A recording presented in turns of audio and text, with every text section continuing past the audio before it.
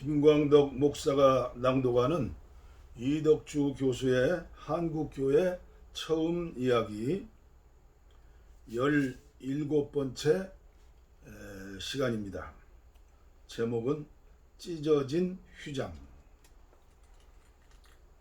하나님 말씀은 누가복음 23장 44절.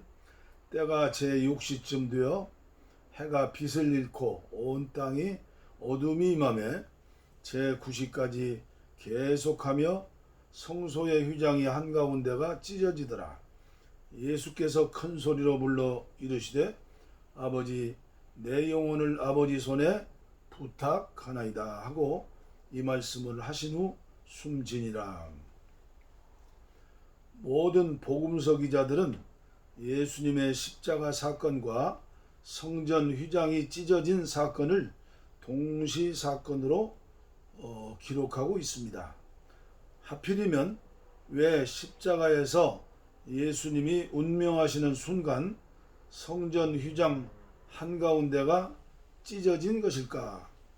휘장은 가리개이자 칸막이다. 휘장으로 구역을 나눈다. 잘 알려진 대로 예수님 당시 예루살렘 성전 안에는 여러 구역이 있었다. 제일 안쪽 깊숙한 곳에 대제사장들만 들어갈 수 있는 지성소가 있었고, 그 바깥으로 일반 제사장이 출입할 수 있는 성소와 이스라엘 남성들이 들어갈 수 있는 성전뜰, 그리고 이스라엘 여성들이 들어갈 수 있는 여인의 뜰, 그리고 제일 바깥에 이방인의 뜰이 있었다. 직업과 성별, 민족에 따라 들어갈 수 있는 것과 들어갈 수 없는 곳이 구별되었다.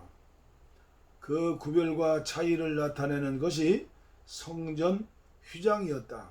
휘장 이쪽과 저쪽은 교류 금지 구역이었다. 그런데 예수님의 십자가가 휘장을 찢어놓은 것이다. 그래서 직업과 성별, 혈통이 다른 사람들이 함께 만나고 통하게 되었다. 우리나라에 들어온 복음도 같은 일을 해냈다. 휘장 세례. 초기 복음 선교 과정에서 선교사들이 겪은 큰 어려움 가운데 하나는 여성 선교였다. 남녀 유별 전통이 유난히 강했던 한말 봉건적 사회 분위기에서는 남성 선교사들이 여성을 만나기란 쉬운 일이 아니었다. 가정집 부인들은 남성 출입금지 구역인 안방을 나오지 않으려 했고, 외출할 때도 쓰개 치마로 얼굴을 가리고 다녔기 때문에 복음을 쉽게 전할 수가 없었다. 그리고 어렵사리 복음을 전해 믿기로 결심한 부인이 있다 하더라도 남성들이 모이는 예배당에 나오려 하지 않았다. 결국 여성들을 위해 따로 집회 장소를 마련하고 선교사 부인이나 독신 여선교사가 관리했다. 이처럼 한국교회는 선교 초기부터 여성교회를 별도로 운영하였다. 그런데 문제는 세례였다. 예수를 믿기로 결심한 부인들이 남성 선교사들에게 얼굴을 내밀고 세례받기를 꺼려한 것이다. 1895년 이북 여성으로는 처음 세례를 받은 전삼덕의 경우가 그러했다.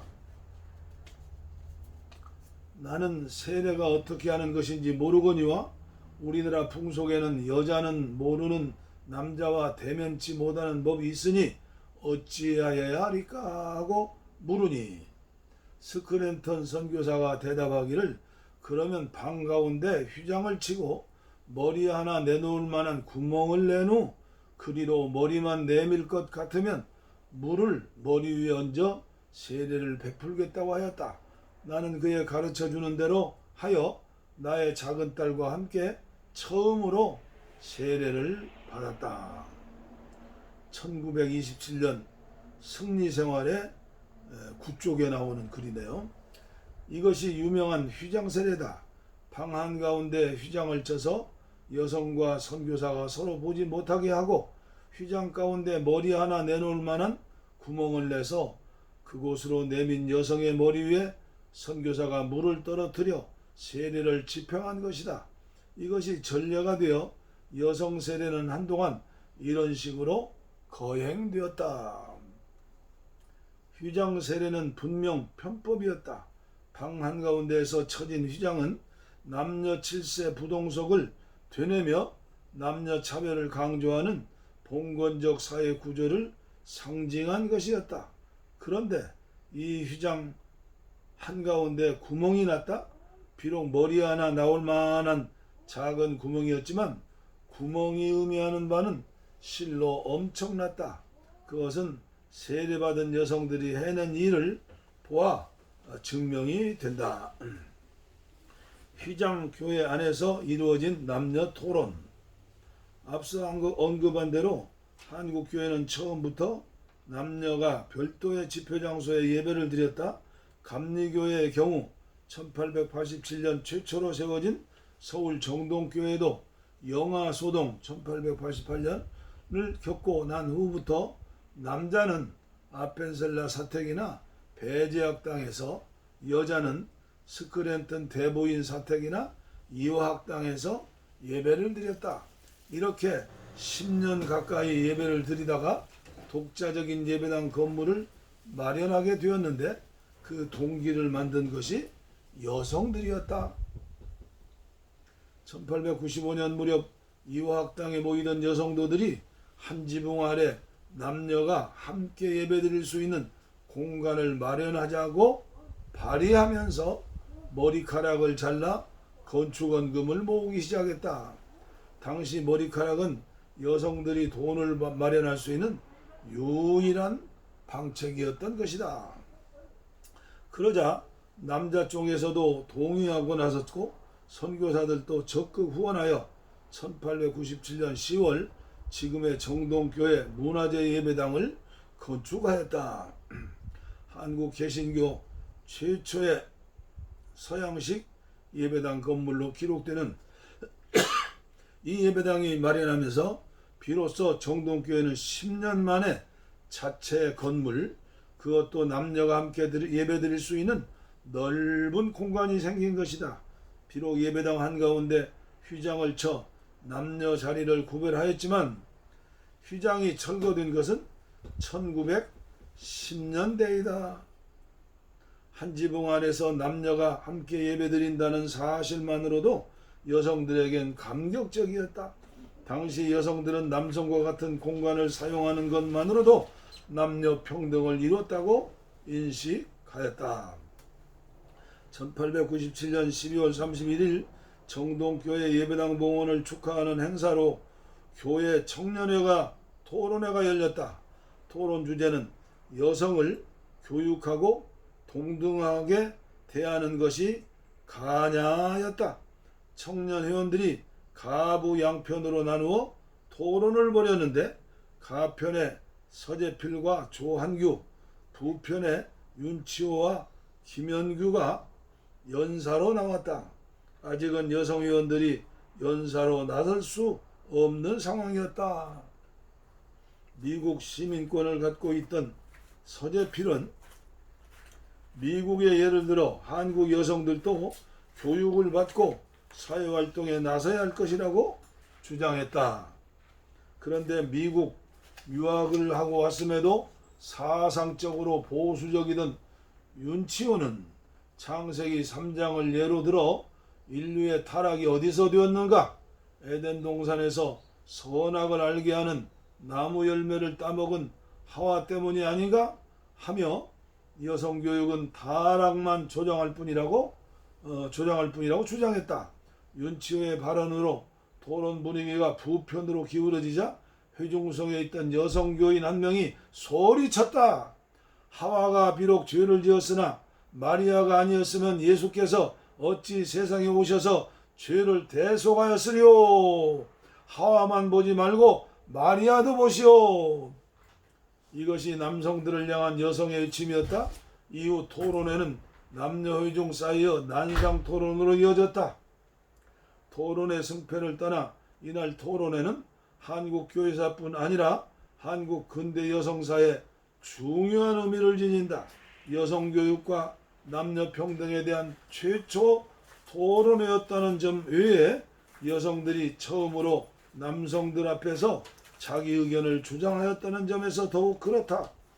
막힌 담을 허시고 여필종부 남존여비 봉건적 사회 구조 속에서 여성은 일방적인 희생자였다.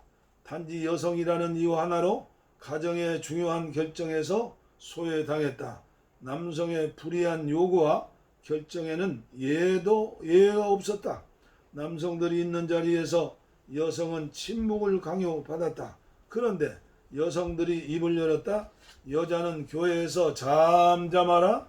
고린도전서 14장 34절은 성경 구절을 공개적으로 어긴 셈이다. 그러나 그들이 침묵할 수 없었던 이유는 이 구절의 전제 조건, 모든 성도가 교회에서 함과 같이 고린도전서 14장 33절이라는 구절을 먼저 어긴 남성들에 있었다. 교회 안의 모든 성도는 하나님의 임재 앞에서 잠잠하여야 했다. 그런데 남성들은 특권의식을 갖고 그들만 입을 열고 여성을 동반관계가 아닌 종속관계에 두고 소유하고 지배하려 하였다. 그것은 하나님의 창조 질서가 아니었다. 지배와 소유 구조의 참 평화가 있을 수 없다. 갈등과 전쟁뿐이다. 이런 분쟁을 해소하고 평화를 회복하기 위해 예수님이 오셨던 것이고, 그래서 그의 십자가는 휘장을 찢고 담을 허무는 것으로 나타났다. 한국에서도 여성들이 예수님을 믿고 세례를 받으면서 그런 식의 평화 회복이 이루어졌다. 에베소서 2장 14절 그는 우리의 화평이신지라 둘로 하나를 만드사 원수된 것 곧 중간에 막힌 담을 자기 육체로 허시고. 100년 세월이 훨씬 지났지만 오늘 한국교형편은 어떠합니까? 가장 예수를 잘 믿는다는 개혁교회 측에서 뭐라고 얘기합니까? 여성들은 목사 안수 줄 수 없다. 여성들 헌신 예배 때 강대상에 올라가서 사회 볼 수도 없다. 감히 기저귀 찬 여자들이 어디 강대상을 올라오느냐. 그러나 사찰 집사들은 마음껏 강대상 올라 청소하죠. 지금 차별금지법 가지고 한국교회 지도자들이 목숨 걸고 정부와 대결하지 않습니까? 차별금지법 반대. 제가 볼 때는 한국교회 10년 20년 세월이 지난 뒤에 오늘의 한국교회 지도자들을 원숭이처럼 보지 않아도 우리가 지금 이 책에 나온 그대로 그때 그 어리석었던 우물한 개구리 같았던 그런 사람들처럼 세상이 얼마나 넓으냐 그러면 동전만 합니다. 우물 안의 개구리니까요. 오늘 괜한 말씀 드렸나요? 곰곰이 성경을 읽고 묵상하고 하나님의 음성을 들어야 합니다. 담을 허시기 위해서 우리 예수님이 오셨습니다.